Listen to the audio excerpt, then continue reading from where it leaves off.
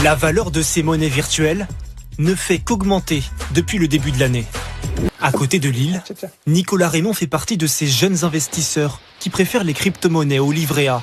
Depuis 3 ans, il investit entre 200 et 500 euros tous les mois. Sauf qu'on peut voir que depuis 2021, la courbe a constamment augmenté. Actuellement, on est à 243% de hausse par rapport à des actifs comme la bourse américaine ou l'or qui ont sous-performé le Bitcoin.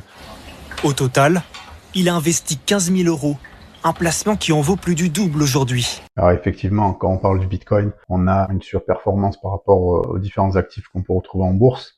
Après, c'est pas le cas de toutes les crypto-monnaies. Il faut savoir sur quoi investir. Il y a beaucoup de crypto-monnaies qui vont finir à zéro.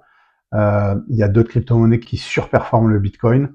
Donc il faut savoir un minimum où tu mets les pieds. Et si tu n'as aucune connaissance, zéro, bien effectivement, faire du DCA sur du Bitcoin, ça peut être une idée qui est loin d'être idiote, parce que effectivement, le Bitcoin, ça reste quand même une valeur assez sûre de par sa technologie et du fait qu'il n'y a pas de fondateur réellement identifié qui détient de la crypto-monnaie en fait. Même si on sait que c'est Satoshi Nakamoto, qu'il y aurait 1 million de Bitcoin détenus de par sa part, etc. Mais actuellement, on ne sait pas qui est Satoshi Nakamoto, on ne sait pas si c'est un groupe de personnes, s'il est tout seul, etc. Donc, ça reste un actif hyper solide et qui n'est pas encore prêt de s'effondrer. Sur ce, si tu veux plus de conseils, tu t'abonnes et tu likes. Ciao, ciao.